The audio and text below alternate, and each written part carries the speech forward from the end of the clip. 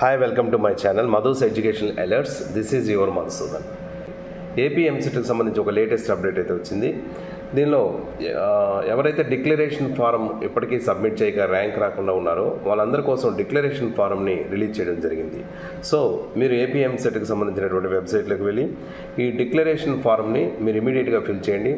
ఎవరైతే ఇప్పటివరకు మా ఎంసెట్లో క్వాలిఫై అయ్యి డిక్లరేషన్ ఫారం సబ్మిట్ చేయకుండా ర్యాంక్ రాకుండా డిస్క్వాలిఫై అయ్యారు అటువంటి వాళ్ళందరూ కూడా ఇది ఎలిజిబిలిటీగా ఉపయోగించుకోవచ్చు. అంతేకాకుండా ఇప్పటివరకు ఎవరైనా డిక్లరేషన్ ఫారం సబ్మిట్ చేయని వాళ్ళు ఎవరు ఉన్నా సరే వాళ్ళు కూడా దీనిలోని ఇమీడియట్గా డిక్లరేషన్ ఫారం సబ్మిట్ చేయండి.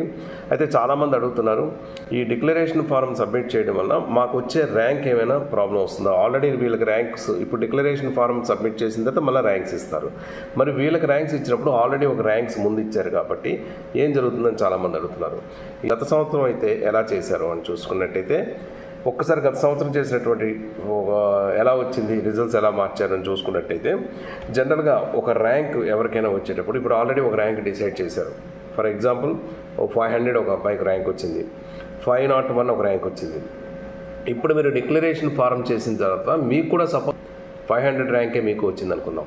అప్పుడు ఏం చేస్తారంటే ఆల్రెడీ 500 ర్యాంక్ అనేది ఆల్రెడీ ఒకరికి అలాట్ చేశారు కాబట్టి ఈ 500కి 501కి మధ్యలో పెడుతూ మీకు ఒక ర్యాంక్ని ఇవ్వడం జరుగుతుంది. అంటే 500.1 అని కానీ 500.5 అని కానీ ఇలా ఒక ర్యాంక్ని డిసైడ్ చేస్తారు. ఈ మధ్యలో ఎంతమంది ఉంటే అంతమందికి 500.1, 0.2, 0.12 వేసుకుంటూ వెళ్తారు. ఇకపోతే ఈ మధ్యలో వచ్చే ఇప్పుడు డిక్లరేషన్ సబ్మిట్ చేసే వాళ్ళకి కొంతవరకు లాస్ అయినట్టే. ఎందుకంటే వాళ్ళు ముందు కూడా డిక్లరేషన్ ఇవ్వమని చాలాసార్లు వాళ్ళు నోటిఫై చేసినా కూడా మీరు డిక్లరేషన్ సబ్మిట్ చేయలేదు కాబట్టి కొంత ర్యాంక్ అనేది తగ్గే అవకాశం అయితే ఉంటుంది. సో ఇప్పుడు ఇమీడియట్గా మీరు డిక్లరేషన్ ఫారం ఆప్షన్ ఇచ్చారు కాబట్టి ఇమీడియట్గా డిక్లరేషన్ ఫారం నింపండి. ఇంకా వీడియోకి సంబంధించి మీకు ఏమైనా డౌట్స్ ఉన్నట్టయితే కామెంట్ బాక్స్లో షేర్ చేయండి. తప్పకుండా నాకు తెలిసిన ఇన్ఫర్మేషన్ అయితే మీకు ఇస్తాను.